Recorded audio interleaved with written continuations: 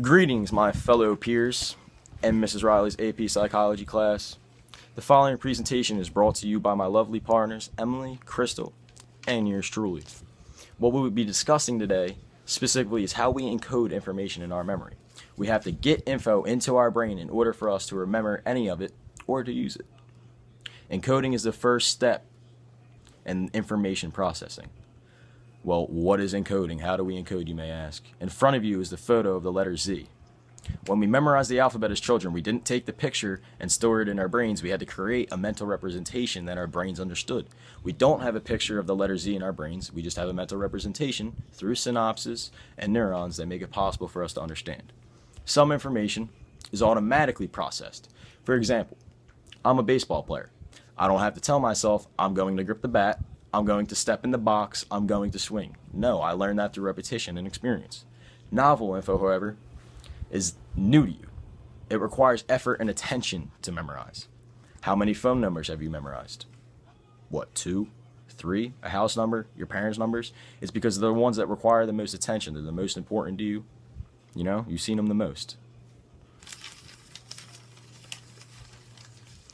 Let's now discuss automatic processing, which is when we process information effortlessly. We don't pay attention, but somehow pay attention. We automatically process things like space. And I know as AP students that someone in this class has gotten caught up on a test question, closed their eyes, and took a second to envision the information in their notes or textbook. You don't have to tell yourself, well, this is on page 47 on the left side in caption B2, because you automatically encode that. Anyone who hates English and poetry can probably understand that. Time. We unintentionally note when events take place in a day. We don't have to tell ourselves, I have work at 6 or I ate breakfast before school, because we automatically process that. Frequency.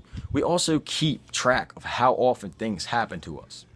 We don't have to say, I'm about to eat 5 cookies while we're standing in the middle of the cafeteria with 5 cookies in our hand. We know it's time to eat. Now, the opposite, effortful processing. New info is committed to memory, requires effort and attention. This processing leads to durable and accessible memories. For example, when you learned how to ride a bike, you probably wiped out 1,000,000 times, but you finally learned. Like the saying goes, once you learn how to ride a bike, you never forget. Now, we can discuss some things that affect our memory, or memory effects. The next in line effect. This is when recalling info is easier for what others say, but poor for the person who goes before you. So when you present a project in class, right? 5 people go that day.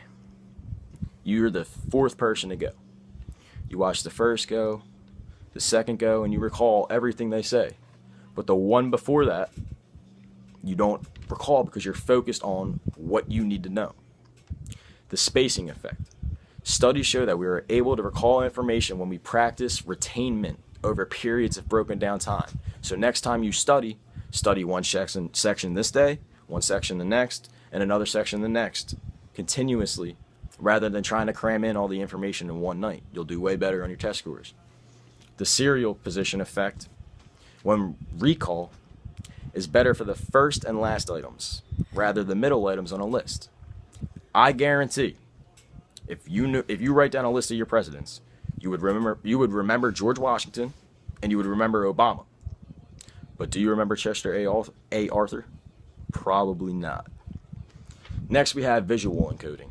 Mental images are a powerful aid to effort processing. Often you hear someone say, I'm better with faces than names, and that's because they associated that face with their name and later forgot the name. Chances are they have only met them once.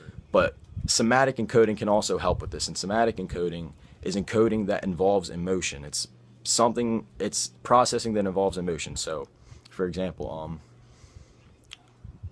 you would remember the person that saved your life, rather the dude that was 6 people ahead of you in line at McDonald's. You know what I'm saying? There was some emotion tied to it.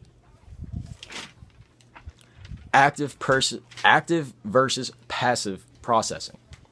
Active processing is when you visualized what you were trying to remember and you actively try putting it into your memory. Passive processing is just trying to memorize something for right now. There's no real processing involved. Mnemonics. You use vivid imagery in aiding memory. The method of loci. The method of loci. Location. Imagining moving through a familiar series of locations with items to be remembered. Now, say you have a list of items you need for the day after your lunch period. You will think of different items to associate to yours throughout the setting in order to remember yours. Now, so you imagine the location, and you put that item in that location. Therefore, you won't forget it. Peg word.